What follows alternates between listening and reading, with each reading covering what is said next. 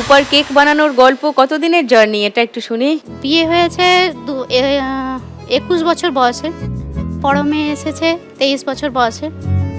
তখন আমি ওকে নিয়েই MA বিদ্যাসাগর ইউনিভার্সিটিতে রেগুলারে চান্স পাই। প্রেগনেন্ট অবস্থাতেই আমি রোজ যাতায়াত করে ইউনিভার্সিটি করি। বাহ। ও হলো, তারপর ভাবছিলাম শিক্ষকতা করব, সেই জন্য আবার ওকে রেখে দিয়ে বাড়িতে শাশুড়ি মার কাছে রেখে দিয়ে বিএড করতে গেলাম। খুবই ছোট তখন, 1-1.5 বছর বয়স, ছাড়তে চাইতো না কিছুতেই, কিন্তু নিজেরও একটা পড়াশোনা করে কিছু করার ইচ্ছে ছিল, ভেবেছিলাম শিক্ষকতা করব, তো বিএড করি। হাজব্যান্ডও অনেকটা সাপোর্ট করেছে, শাশুড়ি মাও অনেক সাপোর্ট করেছে আমাকে।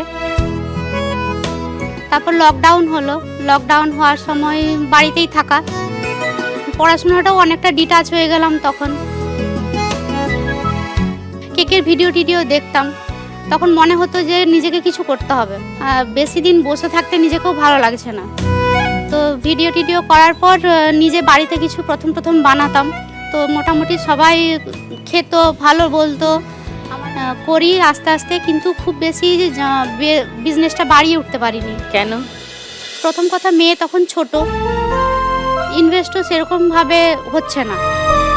অনেক টাকাই লোন টোন করেছে আমার হাজব্যান্ড, পড়িয়েছে, লোন টোন হয়ে যায় হাজব্যান্ডেরও অনেকটা, তো সেই জন্য আর তাকে আমিও জোর করে বলতে পারিনি যে আমি এরকম একটা বিজনেস করব, আরও কিছু ইনভেস্ট করো। তো মোটামুটি এইভাবেই চলছে। এখন হোমমেড কেক গ্রামের মধ্যেই যাই আমি, সামনাসামনি যারা অর্ডার দেয় তাদের বাড়ি গিয়ে পৌঁছে দিই, আর এনেওছি কিছু। আচ্ছা, দেখছি।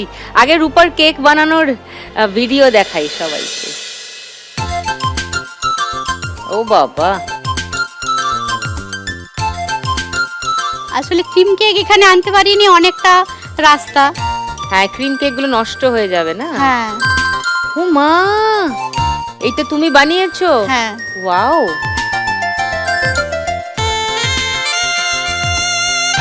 বাহ। দেখি যেগুলো বানিয়ে এনেছো সেগুলো দেখি।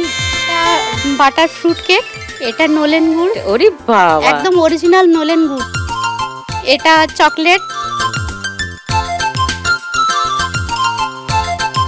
সবাইকেই খেতে হবে। আমরা কি হ্যাপি বার্থডে গাইবো? বাড়ির খুদে সদস্য যাই কেক বানায়, যখনই অর্ডার আসে, মামা আমার জন্য একটু করতে হবে। বাহ, আমি তো এখান থেকে নলেন গুড়ের গন্ধ পাচ্ছি। ওয়াও, এই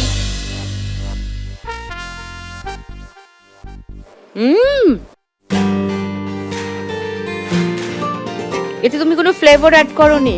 না। ভ্যানিলা ট্যানিলা কিচ্ছু নেই? তো রূপা যদি 1 লাখ টাকা যেত আজকে, কি করবে? ইচ্ছে তো অনেক কিছুই। সব তো হবে না। হ্যাঁ, কিছু কিছু তো করতেই হবে। যেমন এই ব্যবসাটাকে একটু এগিয়ে নিয়ে যাওয়ার চেষ্টা করব, এর সঙ্গে একটু পার্টি আইটেম বাড়িতে রেখে, মানে যারা বার্থডে অ্যানিভার্সারি কেক নিয়ে যাচ্ছে, সেই সঙ্গে যদি পার্টি আইটেমটাও থাকে। এক্স্যাক্টলি, তাহলে তোমার বিজনেসটা একটু বাড়বে। তুমি বালুন হোক, বার্থডে ক্যাপস হোক, সেগুলো সব রাখলে, একটু বেশি প্লেটস, চামচ, এসব তো লাগেই। এসব লাগে, কিছু গিফট, বার্থডে রিটার্ন গিফট, এগুলো একটু বাড়াবো। ভালো বুদ্ধি। তোমার ব্যবসাতেই ইনভেস্ট করবে? হ্যাঁ, ইনভেস্ট করব, আর হাজবেন্ডের লোন যদি কিছুটা সলভ করতে পারি। দেখুন লাখ টাকার লক্ষ্মী লাভের সম্পূর্ণ এপিসোড সান বাংলার ইউটিউব চ্যানেলে।